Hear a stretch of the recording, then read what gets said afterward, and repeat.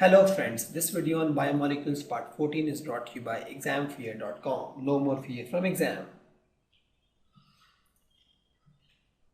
Now let's start with proteins. The protein word itself is derived from proteos. Proteos. And that means prime important. Greek word prime important. They are prime important compound for our body. They are the most abundant biomolecules of the living system. For our system, they are most important and they are most abundant. Their chief source is milk, cheese, then we have pulses, then we have peanuts, then I have fish, then I have meat. All these are my chief source of proteins. Please remember, milk, cheese, peanuts, fish, chickens, these or meat, they are the main source of proteins. They occur in almost every part of the body. So these proteins forms basis of all the structure and functions of human life. Now if you see all these proteins, as I have told, these proteins makes cells. And from the cells, you make tissues. From tissues, you make organs. For example, these organs.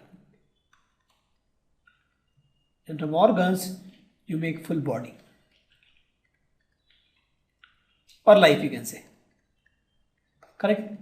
So if you see, protein is the starting material, but protein itself is made of amino acids. We'll discuss that. There are some 20 amino acids which makes protein. We'll discuss that. So amino acids make proteins, proteins make cells, cells make tissues, tissues make organs, and organs make body. And these proteins are required for the growth and maintenance of the body.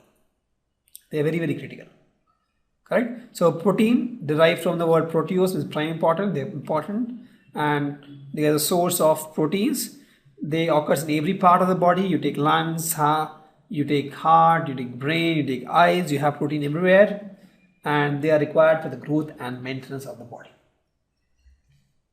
Correct? As I told, this is the structure of protein. It's totally complicated, totally confusing, right? You will not be able to understand anything of the structure. It's totally messy structure. To understand the protein, what chemists have done is they have broken this protein into amino acids and alpha amino acids to be more specific. So these proteins are made up of alpha amino acids. And we will talk about these amino acids. So what are amino acids? Amino acid, as the name suggests, amino plus acid. Amino plus acid. The one that means it has NH2 is the amino group. Acid is COH groups. So the examples are these. These has, you see it has COH group, NH group, NH2 group, COH group. These are all my amino acids. But we are interested in alpha amino acids. Let's see what is alpha amino acids. So depending on the position of the amino group with respect to the carbonyl group, we call them alpha, beta, gamma and so on. For example, this is my carbonyl group. This is alpha carbon. This is alpha, beta carbon. This is alpha, beta and gamma carbon. So in this case, the amino acid is linked to my alpha carbon. So it's alpha amino acid. Amino acid is linked to beta carbon, beta amino acid. Amino group linked to gamma carbon. So it's gamma amino acid. So for example, if you see, this is alpha carbon here, right? Because this is my carboxyl group. This is my alpha carbon. And on this carbon, my amino acid is linked. This is my alpha amino acid. So other can be, one can be R and this has to be a hydrogen.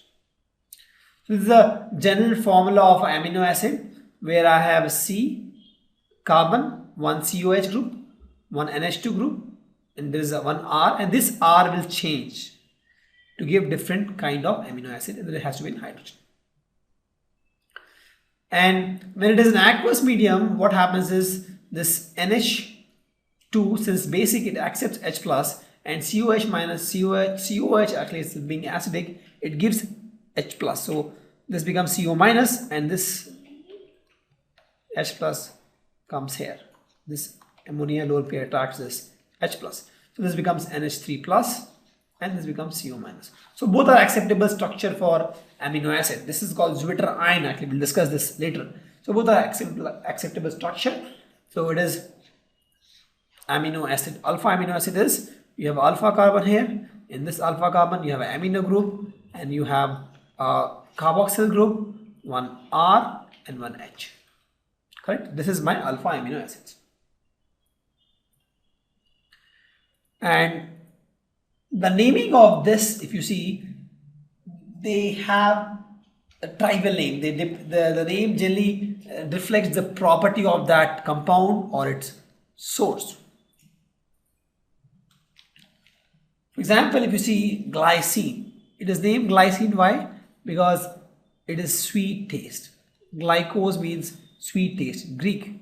This is my glycine, right? This is my alpha carbon, and I have a hydrogen instead of here. R is my hydrogen, and NH2 group and COH group. Also, if you see tyrosine, it was obtained from cheese, and cheese means tyros in Greek. So this is tyrosine. Actually, if you see, this is the COH group. This is my alpha carbon, right? There is a NH2 group here, and this is my one R group. So this is obtained from cheese, so it is called tyrosine. And these amino acids are generally represented by 3-letter symbol. Sometimes even 1 letter also. Why? Because there are only 20 such amino acids known. So we have, if you take 1 letter, we have 20 option to name 26 amino acids, but since only 20 are there, so we can even denote them by 1 letter. And then 1 letter may not be the starting letter of the amino acid.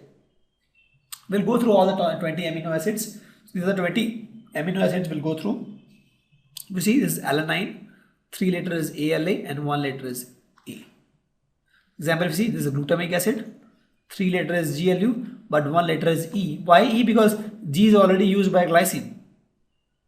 Because there are so many acids, for example, G, glutamic acid, glutamine, glycine, all start with G. So only one can get G letter. So the 1 letter word may not be the starting letter of a amino acid. Correct? So you can classify amino acid based on their acidic property, whether it's acid, base or neutral. So if the number of carboxyl group and the number of amino group is same, it is neutral. For example, alanine. So if you see, there is one NH2 group, one carboxyl group. It is neutral. So if you have more number of amino group and less number of carboxyl group, it is basic. For example, I have 1, 2 amino group, 3 amino group, also amino group, 4 amino group and 1 carboxyl group. Right? Since it has more amino group and less carboxyl group, amino group is basic. So overall this is basic. It is basic. The next is if you have more carboxyl group and less amino group, then it is acidic. For example, this is 1 carboxyl group, 1 carboxyl group and only 1 amino group. 2 carboxyl group, 1 amino group. Then it is acidic. Right? For example, is aspartic acid. We'll discuss about all these acids in detail. Just understand that we classify amino acids based on their pH value or acidic and basic property as acidic, basic or neutral amino acid.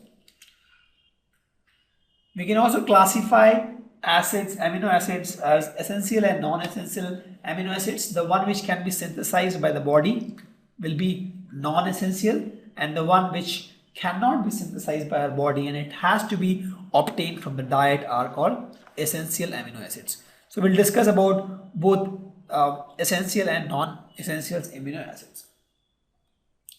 Now we'll talk about the properties of amino acids before we go into we go deep into the all the 20 amino acids.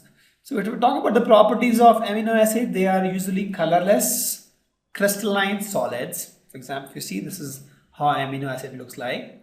They are water soluble, they have high melting point and they behave like salt. Why? Because they have both acidic and basic group attached. So there's a basic group and acidic group attached in the same molecule, so they behave more like salt.